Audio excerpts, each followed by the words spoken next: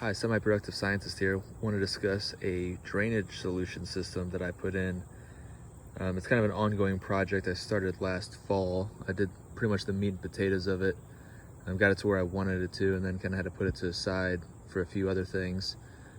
But I have this channel drain system that is doing two things. It's one, providing some erosion control for this area right here, and all along down where it funnels to the backside of that property or that structure, and then additionally just add some water control, some overflow control, so there's not a large buildup of water behind this concrete building and causing that hydrostatic pressure that can wreak havoc on concrete structures, especially over periods of time. So before I put this system in, let me back up a little bit. I had some companies come out and give me quotes because what happens is this long blacktop drive catches a significant amount of water, especially during periods of intense rain. We also get runoff from the retaining wall up there and my neighbor's property up that way. Even the road a little bit.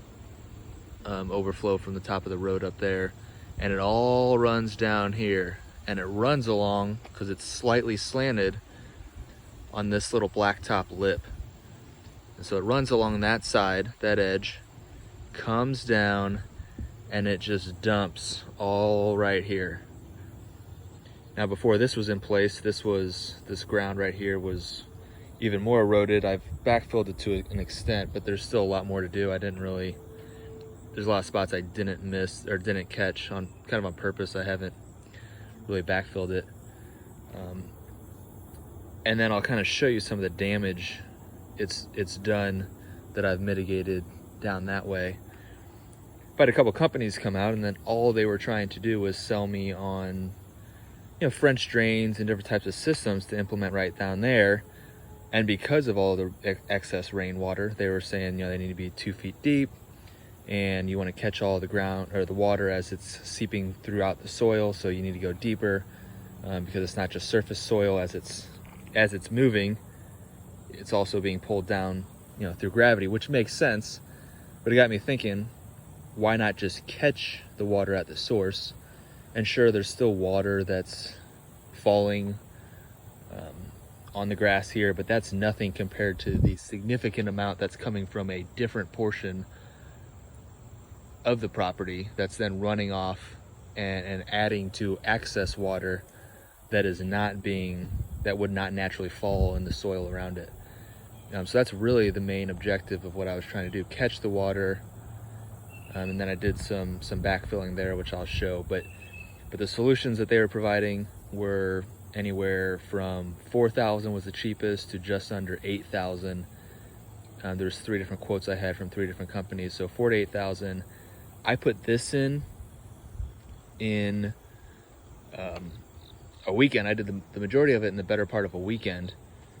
I've done some digging with a trench shovel and kind of played around with some different ideas here. That I've done a little bit more over time, but I put this in.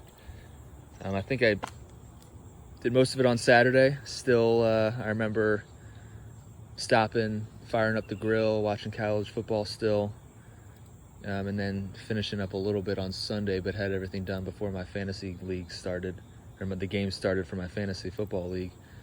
So it was a little bit. I think I was in it about $300 of total materials. I have 4 of these channel drains. That was the majority of the expense. Everything else is pretty cheap. The corrugated pipe's pretty cheap. I had some excess rock that I kind of used just to add some stability. I waited till it got really muddy and kind of put some dirt and some rock, and then I used, these are 12-inch spikes just to hold it in place a little bit better. Just want to make sure it worked before I did anything too permanent. And then I sealed it up here because what had happened is the water, as it was coming down over the years, eroded the soil underneath that concrete slab, and so that corner ended up cracking because it wasn't being supported. So I had to refill that and then sealed it up. Looks like I could probably do a little bit better, or a little bit more, especially down there. You can see some cracking. That's less of an issue because the water, most of it doesn't actually even reach there. Most of it actually catches higher up top, but I thought if I was going to do this, I might as well put in 4 to make sure I get everything, because some of it will carry down a little bit further, especially during high volumes of rain. It'll carry a little bit further. So let me go, before I go down that way, let me show you, I'll go down this way and show you some of the damage that was caused prior to me putting this in. So I'm standing on the stump of a tree that was once here that I had to have removed, because you can see how all that erosion just really tore through the root system. It was actually quite amazing that this tree was even still standing, but I guess it's pretty resilient, trees can be, but it was a rather large tree. And you can still see the stumps are kind of around. But I've had to backfill all this, but I backfilled it with gravel, riprap, because I still want it to drain, and drain down. There's a gully, hard to see here, with everything still overgrown.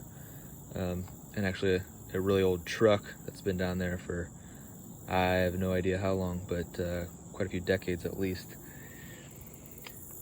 But anyway, so up top here, that's where I was just at. Kind of see in the distance above that tree branch, that channel drain, and so it's all sloped and it funnels through here. This building slopes, it creates some grade, so everything kind of funneled through this corner. And actually prior to me putting that system in, all of the dirt around this tree right here wasn't growing anything. Everything was washed out. There was grass wouldn't grow, nothing would grow, because there's just so much volume of water just tearing through here that I think it just kept washing away everything, not even the weeds. And so I've intentionally left this foliage.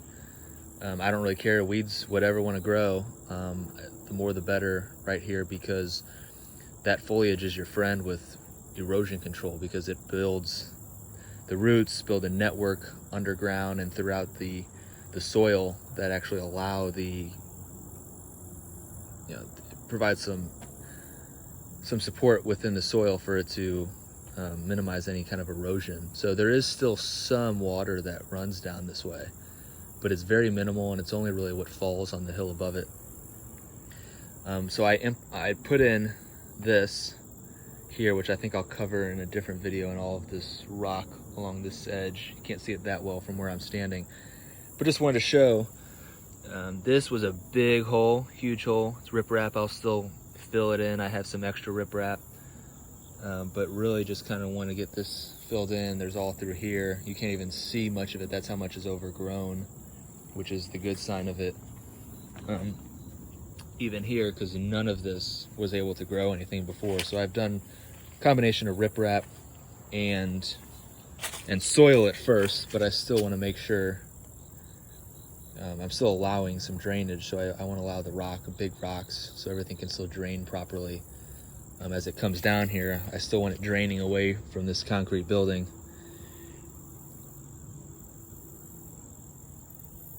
But definitely a big improvement, and it's doing the job. And like I said, very quick, easy, inexpensive way of doing things. Now, one thing I didn't mention, why I have the pipe going down there. Actually, I'll go ahead and mention that when I get over to that side. See you there. So right here, I actually have a junction. I have a 150-foot corrugated pipe right here. There's actually a coupling inside and outside. I've found doing both is the best. I've done one, I've done the other. I don't know if you're supposed to use 2. I actually didn't look that much into that part of it. I just found do 2, and then they make this corrugated pipe tape specifically for this. It's almost like an electric tape, only it's really thick like duct tape, but it has that a little bit of elasticity like electrical tape has, and you can just wrap it all around, wrap it really tight, creates a nice tight seal. That's all I did for that. It's worked really well, held up really well. But what I didn't do originally, actually, before I laid all this pipe out down here, I just had the 100-foot pipe going along the edge of the yard and dumping that way. Now the water was still running so fast, it actually tore a nice little spot up in the dirt of where it went. where it dropped off at, even though I put a bunch of rocks there to catch a little bit of that water and that speed. It still did a little bit of damage, but I can't bury anything that way because I'm on a septic system and I actually have the drain fields right through here. So I could have kind of put it through this way between this tree and here, but I really would have to tear up the yard. There's a lot of roots from that big tree that run. I would have had to cut through. I didn't really want to mess with that. And fortunately, the water has kind of washed out this edge anyway over time. You can still see like this part's pretty raised up. I haven't dug out that as much. Some of it's dug out pretty well. Anyway, I just want to keep digging it up. It's a little bit more at the top. I've kind of slowed down as I've gotten down this way, so it's a little bit more raised up here. And I really want to get it buried completely, and then I'll cover it up. But like I said, I kind of want to test it out before I do too much of anything permanent. And so far it's working really well. I'll go down to the bottom and kind of show you how I have it set up there. All right, so this is the end of that pipe. As you see, it runs all the way down here. It's a pretty long way. So I have little coupling here from the corrugated pipe to the PVC. I also have it wrapped in that same tape just for the sake of kind of shoring up the little joint a little bit better. And that little bump right there is I'm still fighting moles. You'll see that in some other videos, but they kind of ran along this edge and kind of bumped that up a bit. I wanted to actually have this buried more, but there's a railroad tie here, so I just kind of sitting up there, and then I found a spare piece of rebar that I just bent and kind of held it so it kind of keeps it from moving. And so what I have, and this is the idea of kind of the work in progress still of it all, because what I don't want to do is I don't want to have the water just run down that way. The water over the years and years have already kind of wreaked havoc on this concrete slab. It's pretty good.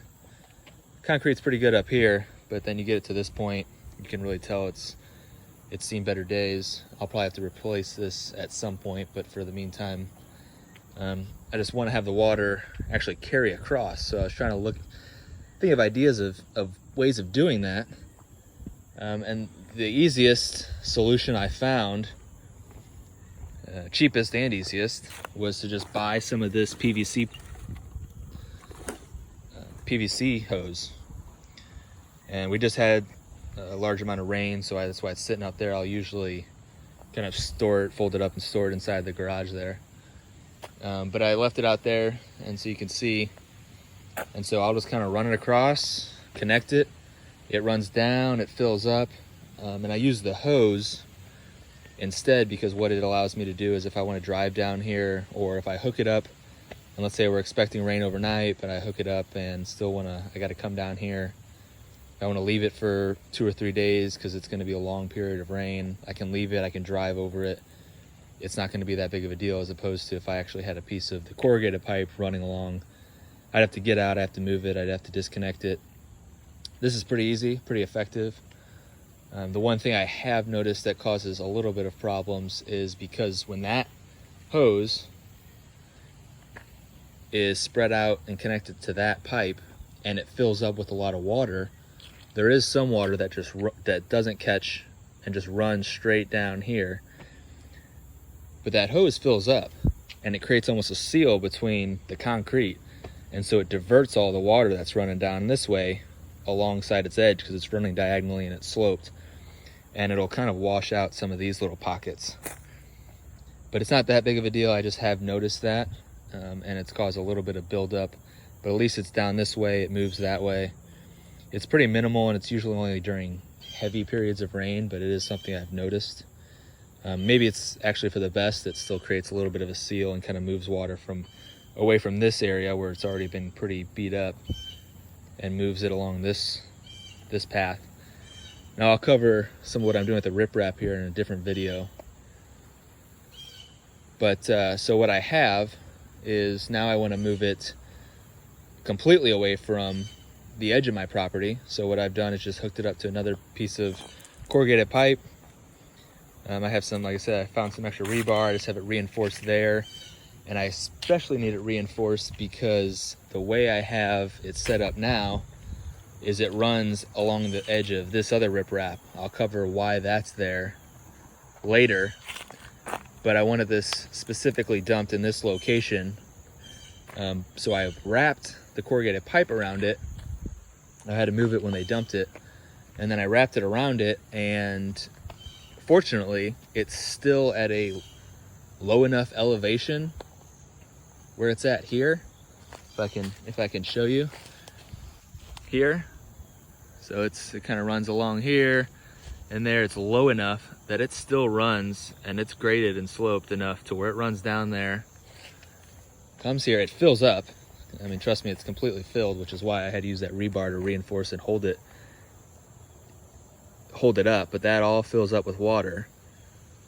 But eventually, as long as it makes its way down this way, it comes here and wraps around and dumps out right here. Now, I intentionally have the pipe wrapped around. Now, the reason for doing that is just to ensure the speed reduction. There is no speed of the water coming out of that. It just kind of dumps out, flows very naturally, kind of pools up here, and then it kind of carries its way down this little hill and away from the property. And there's a little creek down that way, so it'll funnel its way that way.